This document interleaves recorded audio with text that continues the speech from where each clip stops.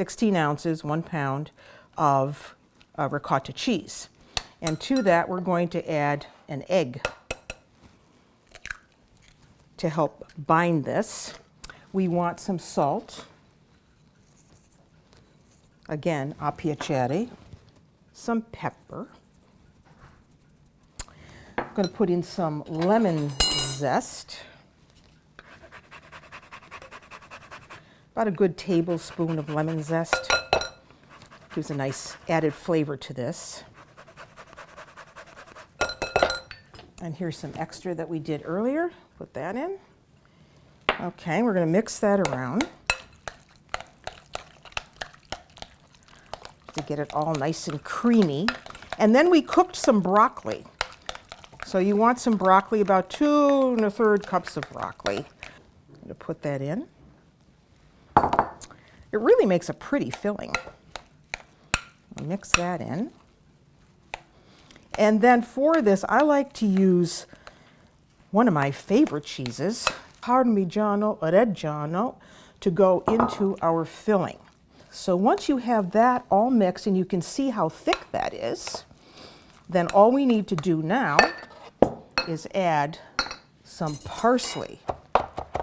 Beautiful smelling parsley. So that goes in. So that's all there is to it. So this we're going to set aside. So you want to put some butter down in your bake dish.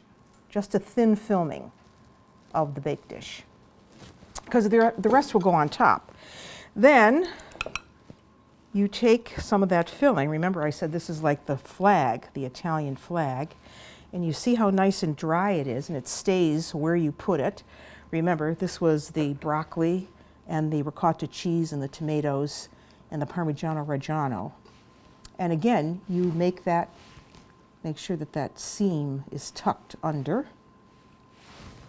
and place it in your bake dish. Don't overstuff these because they're going to expand in the oven as you make them. So you don't want to overstuff them or they're going to split. Both of these are going to be really delicious. And there's our second one. Remember, all butter in Italy is unsalted. So if you want to add salt, you can. And now a hailstorm of the Parmigiano-Reggiano. Now you could either cover with foil or not. 350 for about 15-20 minutes, just till they're heated through, because they are almost quasi-cooked.